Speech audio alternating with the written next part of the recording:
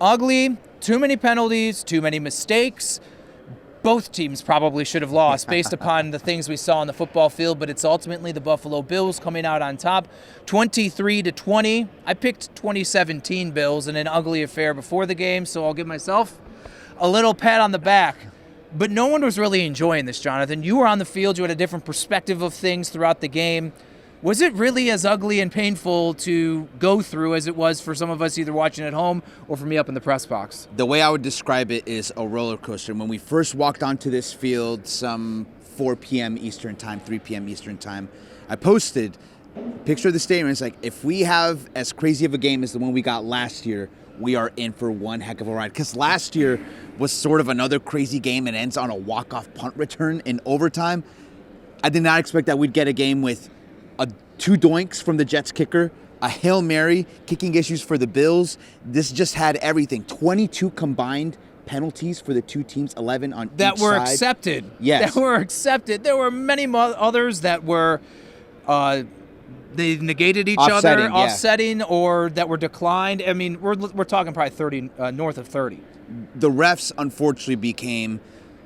They started taking over more TV time. It felt especially in the second half. It did not feel like in the first half the refs were as much of an issue, but in the second half, they were just calling everything. And, there's probably a flag that you can call on every play. It's up to the refs to sort of gauge the game. Now, something that Sean McDermott made sure to touch on was that I think 6 of the Bills' penalties were either pre-snap or after the whistle, which just can't happen. He seemed very upset about those penalties post-game. But overall, all-encompassing of the game. It's an ugly game, but in the NFL, you have to find a way to win these games. 23-20 was the score last week. The Bills found a way to lose that game.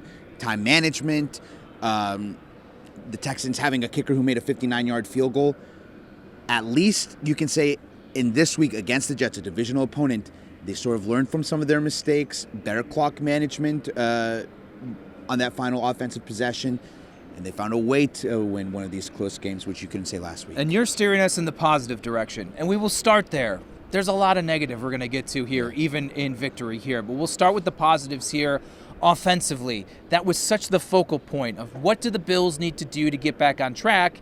And a lot of it was centered around the wide receivers.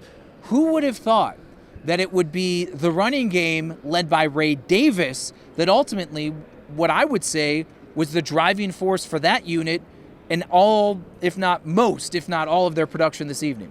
I will say this.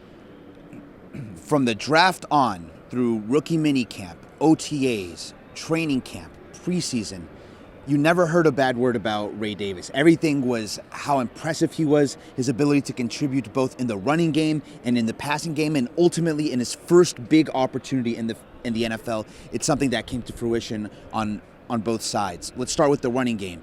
The Bills set the tone offensively right from that opening drive. Dorian Williams said earlier in the week that the team had sort of gotten punched in the mouth the last 2 weeks. The Bills came out and punched the Jets in the mouth on that first drive. Ray Davis carrying the load, and then Josh Allen ends up with the short touchdown run. Could have easily gone to Ray Davis to sort of cap off that drive.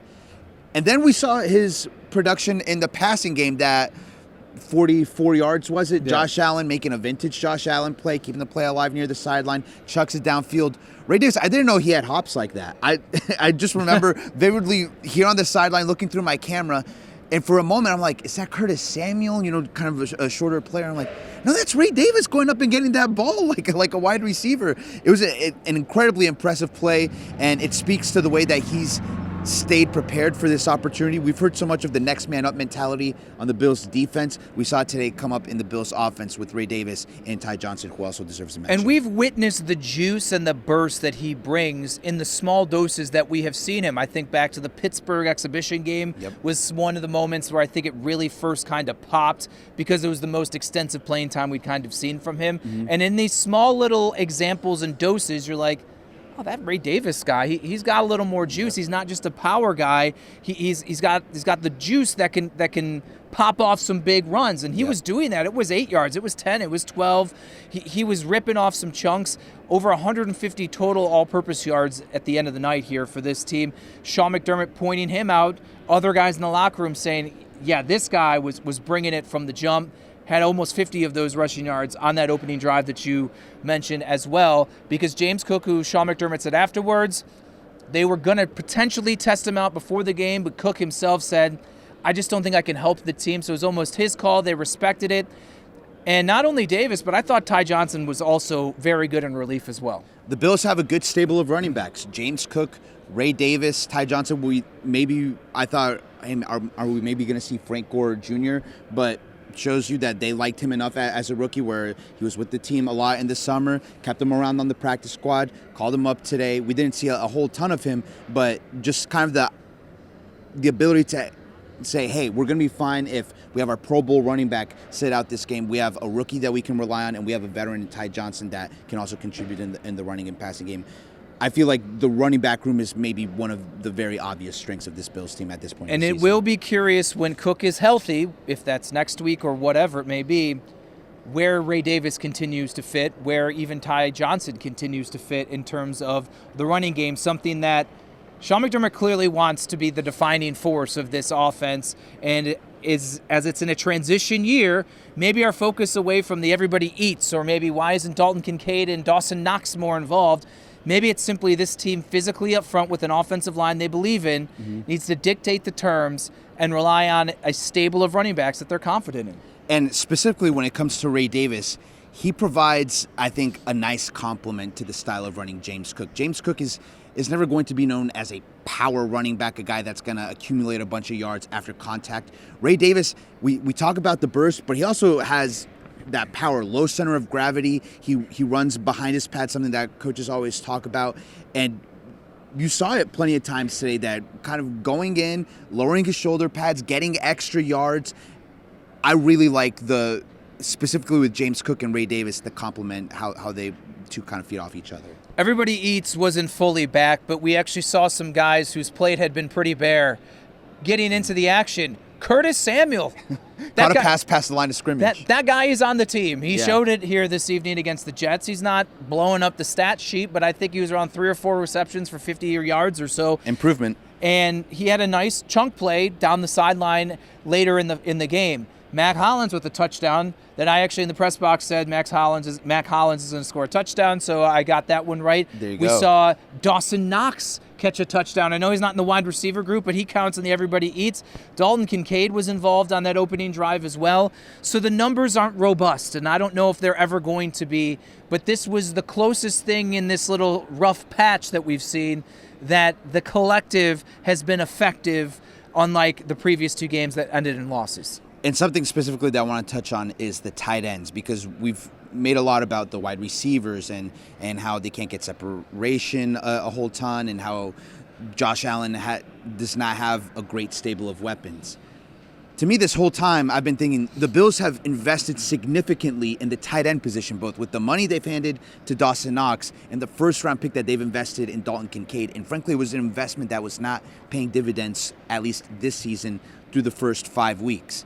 It was nice to see them finally get the tight ends involved in this game. A touchdown catch for Dawson Knox, who earned a lot of his money because he was a red zone target for Josh Allen. And then Dalton Kincaid getting him involved early. And I feel like, I want to say it was maybe the Jacksonville game or the Baltimore game, one of those two, where I feel like the Bills maybe made a little bit of a concerted effort to try to get Kincaid involved early, and then maybe the game script just sort of changed the flow of things. But Dalton Kincaid is last year's first-round pick. He's here for a reason, and when you're talking about who is a reliable guy that Josh Allen should be able to throw the ball to, Dalton Kincaid was one of the names that we thought would be that in the summer, and honestly a guy who should still be one of those names as the season progresses. They still weren't great, but they were good enough to beat this Jets team this evening here. Let's go on the defensive side of things and some guys that returned to action that made impacts. Taron Johnson, Taylor Rapp. They weren't perfect. No. They had their mistakes. They both were at the heart of the Hail Mary, which we will get to in a little bit here. But Taron with the interception to end the game for all intents and purposes, and Taylor Rapp dropping the boom that avoided a touchdown that could have also swung this game late. The play from Taylor Rapp sort of reminded me of the end-of-game sequence from last year, Week 18 in Miami. If you remember, Miami is driving with the chance to win the game. Taylor Rapp makes a big pass breakup. I want to say it was on 2nd or 3rd down, and then he follows that up with an interception on the next play. He didn't make both plays this time, but he had the huge deflection to set up, I think, the 3rd and long, and then Taron Johnson makes one of the defensive plays of the season for the Bills. I have no way. I don't understand how he caught that ball on that pass from Rodgers, but he's an all-pro for a reason. He's one of the leaders of this defense for a reason. And sort of the same way that in a loss we saw the effect that Terrell Bernard had coming back for the Bills defense, I think we saw just how valuable Rapp and Johnson were today for the Bills defense. Let's go to the negatives, because there's a lot. Honestly, I feel like that's what you guys are going to be talking about more.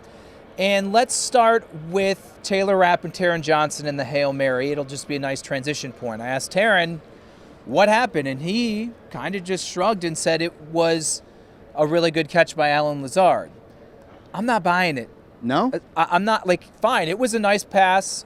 Aaron Rodgers is phenomenal at throwing He's these the best things. Hail Mary thrower of all time. It's still majestic, even though I think it's one of the few things he still can do at an elite level. Allen Lazard made a nice play, but you had Taylor Rapp and Taron Johnson bracketing him, and I don't know. I will say from the Sean McDermott coaching side of things, because he honestly, I think, is getting crushed more than the guys that were actually circling the guy who caught the football. They were playing the boundary. They were playing the sideline, thinking that the Jets were going to try to rip off a few more yards to get closer into field goal range. So that's why when you look at the dot charts, you look at the screen grabs, you see Greg Rousseau and AJ Epinesa in no man's land by the boundary. That's what they were doing. That's why certain guys were where they were. Regardless of what it is, this team under Sean McDermott has had issues with this exact same play dating back to the Hail Mary, and it even happened, I believe, almost like the week after that same season. It's inexcusable. It's another one of these late game, late half coaching moments that you just think and say, why does this keep happening to a Sean McDermott team? And I oftentimes will kind of see both sides of it. This one, it's on the players to knock the ball down. Yep. But you also didn't seem to put them in the greatest position either. It's inexcusable, and it completely flipped the game on its head. It's hard for me to criticize Sean McDermott too much for this one. The game management situation at the end of the game last week, he took the fall for it, I think deservedly so. And there's been plenty of other situations that we don't have to mention where he deserves all of the blame that he's gotten. In this one, I think you kind of alluded to it. At some point, the players have to be responsible also for the outcome of plays on the field. And in that situation, you have the amount of Jets receivers significantly outnumbered in the end zone. One of your defensive backs has to go and make a play the way they made the play in the fourth quarter, right? Understanding the situation, seeing, Aaron Rodgers has a history of throwing Hail Marys and being successful at them, right? So I think Sean McDermott, whether he rushes 4, whether he rushed 2, at the end of the day, if that ball gets thrown into the end zone, someone in the secondary has to go up, and as they're always taught, go up and knock it down. Don't go for the interception, go up and knock it down. And I think we also have to acknowledge that sometimes just a guy on the other team makes an incredible play. The way that Taron Johnson made an incredible play on the interception, Allen Lazard went up and made a heck of a play on that touchdown. You're right, significantly changed momentum, and I think if the Bills had ended up losing this game, we'd be talking about that Hail Mary even more than we are right now, because everyone would point to that and Tyler Bass's missed field goals as these were the things that flipped this game. But for me, with that Hail Mary specifically, I put way more blame of that on the players than on the coaching staff. I'd be curious, a live look in on Micah Hyde, Jordan Poyer, and Tre'Davious White as they watch that unfold, because they know that position, unfortunately, being on the wrong end of it, but to actually lose a game. Let's go to the next negative, penalties. And a large part of that is going on the referees themselves, because it was an abomination. It was ridiculous. It was idiotic. I mean, and it went both ways. I mean, perfectly honest, it's just like... It was too much. It was nonsense. It was slowing the game down. It was making it about the... It just... Oh, and it's been a problem across the league, and I hate banging on the refs because I think it's such a lazy thing to do. But in this game, I mean, it became laughable every single play. You even saw guys in the field looking around to be like, shoot, what's going to get tossed this time for what? And some of them were warranted. The false starts, the illegal formations, some of these ones. But Aaron Rodgers said afterwards that was not a roughing the passer. I spoke with AJ Epinesa afterwards, and he said They said I shoved him when I was on the ground, and I'm like, I know for a fact that I didn't do that. He tried to get some sort of understanding later in the game.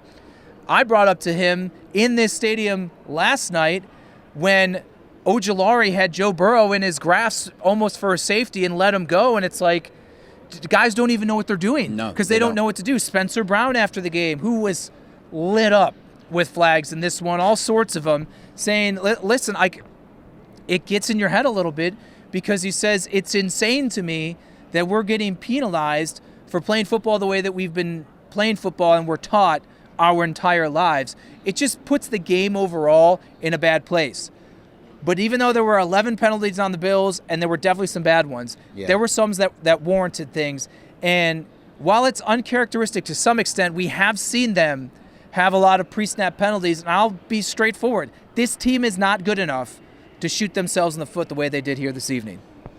A big issue for them coming into this game was lack of success on first down, setting up second and longs, third and longs. Well, an easier way to do that than just not having success on first down is having a false start, illegal formation on first down, a holding on first down, and then you're looking at 1st and 15, 1st and 20. You want to guarantee that you're not going to move the chains and have a 3 and out. That's a pretty easy way to do it, right? And so when you have, we got to separate the penalties kind of into two separate categories. There's kind of the mental mistakes, the emotional ones that are pre-snap, post-whistle that Sean McDermott alluded to in his post-game press conference. He was not a happy camper with those. Then there's the other ones that I think we're on the same page about, that you can call ticky-tack calls on almost every single play. The refs have to have a better feel for the game and realize when they're sort of inserting themselves a lot in a game and ruining the flow of the game. There's a lot of times here on the sideline, a bunch of people filming the game, we'd all kind of turn to each other and like, what now? And I feel like a lot of times it was even the same guys on the ref crew not being on the same page. How many times did we see a flag, and it wasn't a quick announcement of what the flag was, the refs would huddle for 30 seconds and try to come to a decision. Oh, all of a sudden it's offsetting penalties. From my experience, at least so far this season, it was the worst ref game, I think, by a country mile that we've seen so far this season.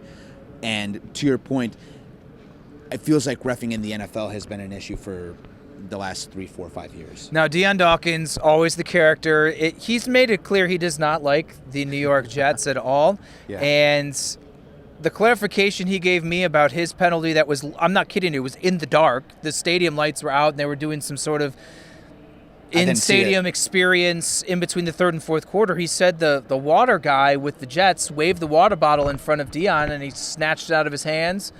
And ultimately, Deion said, I'm in their head. That's what I want to do. But Sean McDermott also making it clear afterwards that, and Josh Allen made it clear in the game as well with Dawkins, you have to reel it in. Like there is a ferocity, there is a physicality and an intimidation factor and an edge that you want your team to play with, but you can't do it at the detriment of this team. It's a fine line, right?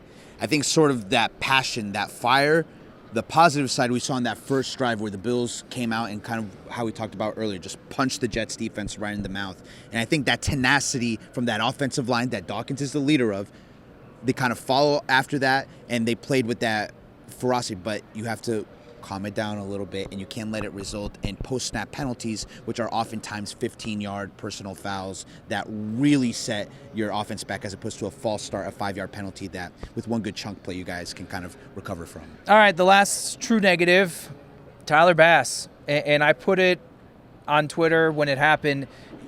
There is no possible way you could have belief and faith in that guy to make field goals at any spot on the field. In a league now where, because the Bills have played so many primetime games, we get to watch on Sundays and all of these other days, kickers are making 50-plus yarders at an incredible historic rate.